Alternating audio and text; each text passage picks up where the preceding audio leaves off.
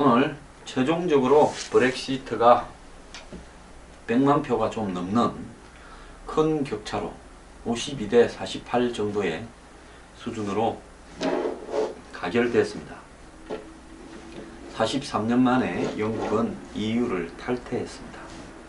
이제 탈퇴는 기정사실로 2년간 EU와 탈퇴를 위한 여러가지 협상에 들어갑니다.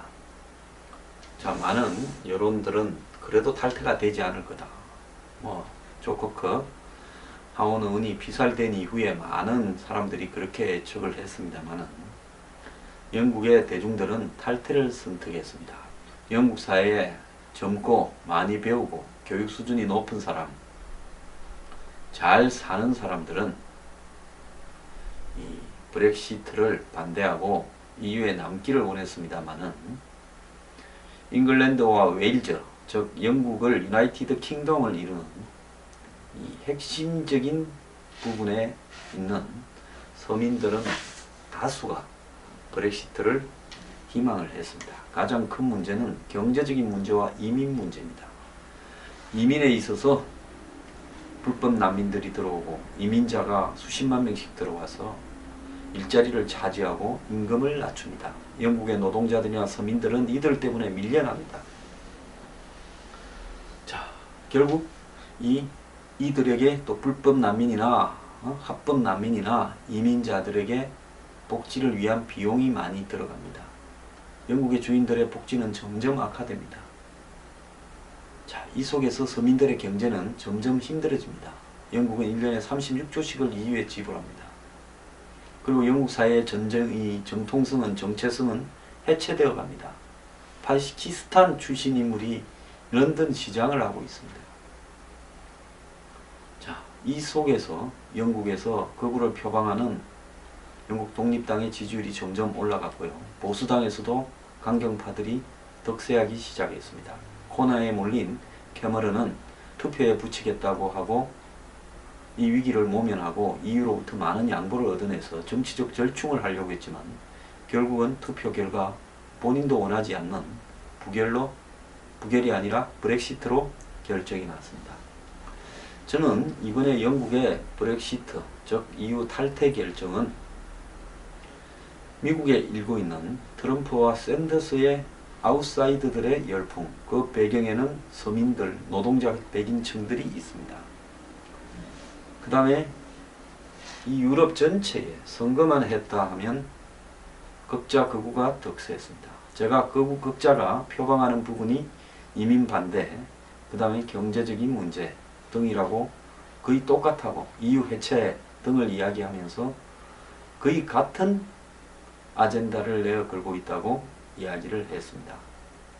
자, 여기에 이어서 이번에 결국 영국이 EU 해체에 도화선을 당겼습니다. 자, 이것은요, 이 세계 대중들의, 서민 대중들의 세 번째 반란입니다. 우리는 세계의 거대한 자본들이 이끄는 대로 세계를 자본의 하나의 시장으로 만들고, 그 다음에 결국 그 사람들은 자유무역, 또 자유로운 노동이동, 자유로운 금융이동을 통해서 임금은 낮추고 일자리는 옮겨가도록 하고, 그리고 자본은 어디에도 밀고 들어오고, 이런 식으로 자기들이 유리하게 세계를 재편하는데 EU라는 고상한 이 명분을 갖다 대고 있다. 우리가 사는 것이 중요하지, 우리 삶이 중요하지, 뭐 이상적 명분이 무슨 필요 있냐. 자유무역, 경제공동체, 재정금융공동체, 노동공동체 의미 없다. 일단 우리부터 살고 봐야 되겠다고 선택을 했습니다. 자, 이제 세계 서민 대중들이 아는 겁니다. 미국에서 트럼프와 샌더스의 열풍의 본질은 뭐고, 유럽에서 극자 극우의 득세의 그 원인이 뭐고, 영국은 어떻게 해야 사는가를 판단한 겁니다. 자, 많은 언론들은요, EU가 무슨 큰일 났다, 세계 경제가 위태롭다, 영국이 뭐 앞으로 어려워질 거다 뻥을 치고 있습니다. 이 언론들을 움직이고 사회 지도층을 움직이는 것은 어떤 고정관념입니까? 결국은 한마디로 허위의, 가상의 의식을 대중들에게 심어 주려고 하는 공작인 겁니다. 자, 전 세계는요, 점점 기성의 정치, 기성의 시스템이 무너질 겁니다. 자유무역. 자유무역이라는 이상은요, 한 나라들을 죽여버리는 부분이 있습니다. 자유로운 자본의 이동요, 투기 자본하에 그 나라의 모든 것이 빨려 들어갑니다. 노동자의 이동요, 한 나라의 서민들을 다 일자리가 없고 저임금에 시달리게 만듭니다. 우리가 언제부터 정말 국경 없는 사회를 건설하고 살려는 이상을 가졌습니까? 거짓이지요. 일단 각 나라의 문제는 나라 안에서 해결해야 되는 겁니다. 그럴 바에 전 세계를 한 나라로 통합해버리는 게 낫지요. 신자유주의, 자유무역, 그리고 세계 금융의 통합, 재정의 통합. 자, 이렇게 가기 전에 영국은 우리는 우리 살 길을 찾아가겠다고 선택을 했습니다. 이제 이유는 해체 수순에 접어들 겁니다. 이것이 세상의 새로운 바람직한 변화로의 출발점이 될 겁니다.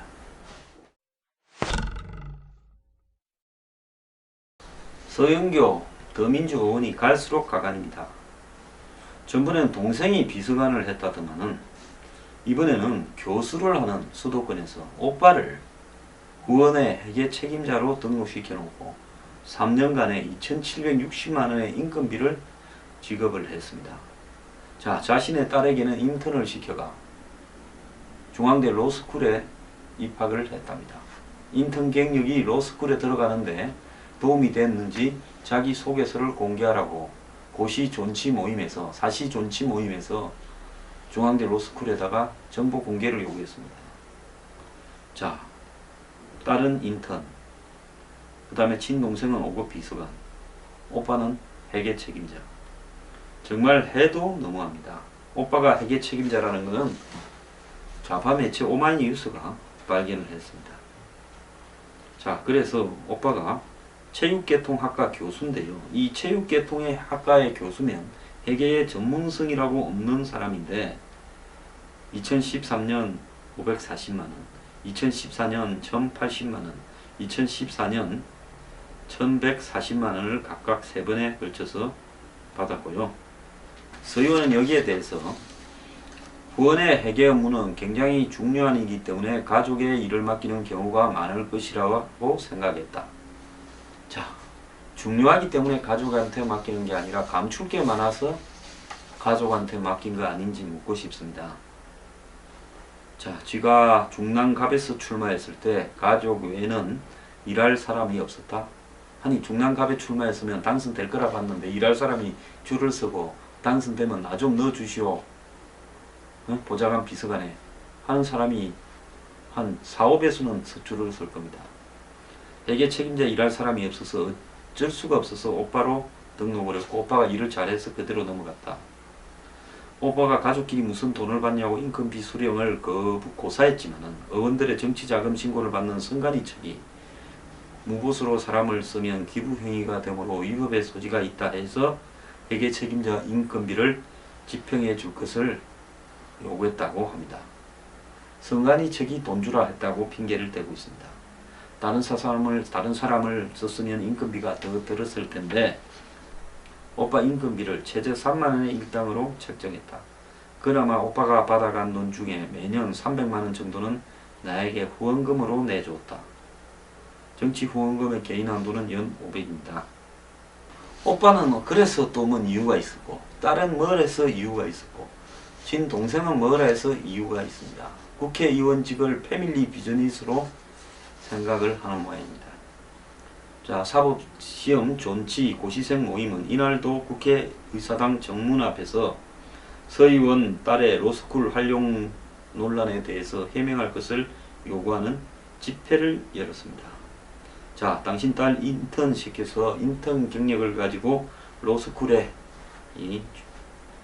입학하는데 경력으로 해준 거 아니냐, 이렇게 이야기했습니다. 이 양반 또 이것뿐만 아닙니다. 2007년에 석사학위 논문이 같은 당에 근무했던 동료의 논문을 일부 표절한 것으로 드러났습니다. 전희경 씨 사태 때요, 왜 전희경만 물고 늘어지냐, 왜 전희경만 그만두라고 하느냐 하는데 저는 서 의원이 석사 논문을 표절한 부분에 책임을 지고 물러날 것을 요구합니다. 자, 전다르크는 요즘 열심히 국가 정체성을 지키기 위해서 뭐 동남권 신공항 문제나 민변이 북한에서 온 12명의 식당 종업원들 문제에 대해서 억지를 부리는데 나서서 쏴주고 있습니까? 얼마 전에 보니까 김무성 대표 하는 모임에 비박 모임에 정회원으로 들어갔더만요. 자, 그때 열심히 전다르크 이야기 한 분들은 좀 열심히 싸우라고 이야기 좀 해 주십시오. 자, 국민일보가 이 카피킬러라는 프로그램으로 이제 표절 잡는 프로그램까지 생겼습니다. 서 의원이 2007년 이화여대 정책과학대학원 석사 논문을 낸 것을 검증을 했는데요. 153개 문장 중 제5장에 79개 문장 51%가 임모은 씨의 2003년 석사 논문과 유사했다고 합니다. 서 의원은 2007년 열린우리당 당직자로 근무했고요. 이분 당뇨 출신이에요. 이 임 씨도 같은 당의 당직자였습니다. 그러니까 당직자들끼리 사이좋게 이렇게 뺏긴 것 같은데요. 두 논문은 논리 구성도 비슷하다는 겁니다. 또 이 논문 중 10개 단락은 임 씨 논문과 판박이라고 하고 있습니다. 또 이어서 이 서 의원은 다른 여러가지 구절에 있어서도 의미만 다를 뿐 순서와 내용이 같은 곳이 많이 있습니다. 서 의원은 참고문헌 부분에서 임 씨 논문을 참고했다고 하는데요. 하지만 이 각주가 임 씨 논문을 인용했다는 각주도 없습니다. 자, 그래서 교육부가 지난해 11월에 이 연구윤리 확보를 위한 지침을 발표했는데요. 쉽게 말하면 남것 뺏기지 마라 논문 쓸 때. 그래서 그 지침의 내용에 보면 타인의 연구 내용 전부 또는 일부를 출처를 표시하지 않고 그대로 활용하는 경우는 표절이라고 규정을 했습니다. 자, 오빠, 친동생, 딸에다가 이제 표절까지 나왔습니다. 더민주는 가족 채용 갑질 논란 서영교 의원을 당무감사원에 해부할 거다라고 이야기하는데요. 아마 뭐 김종인 대표가 그렇게 지시한 걸로 알고 있습니다. 자, 새누리당은 국회 윤리 특위 해부를 요구하고 있습니다. 정장성 더민주 총무본부장은 지도부에서 사건 추이를 주시하고 있다. 당무감사원에서 서 의원 소명을 들어본 뒤 문제가 있다고 판단되면 적절한 조치를 취하는 방안을 검토 중이다. 이랬습니다. 근데 이게 무슨 사후 약방문이고 소잃고 애양간 고치기입니까?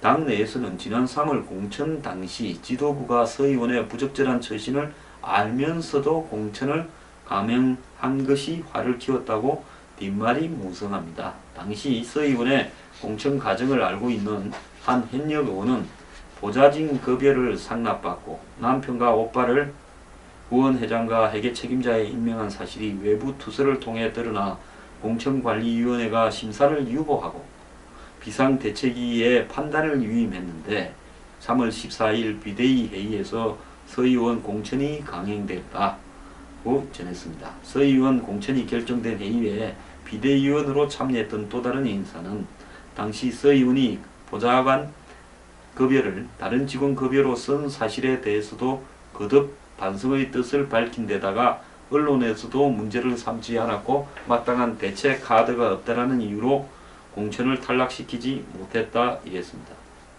자, 본인은 뭐 불찰이다 어쩌다 하는데요. 아직도 진심으로 반성하고 있다고 보지 않습니다. 반성해서 될 일이 아니죠. 보좌관 월급 뺐지요. 오빠, 동생 다, 딸 다 관여시켰지요. 자, 이게 마피아입니까? 국회의원입니까? 그거 다 표절까지 있었습니까? 물러나기를 바랍니다. 자, 세월호를 상품화한다. 저는 세월호 특조위가 세월호를 팔아서 장사하는 기구가 되어 간다고 몇 차례 이야기했습니다.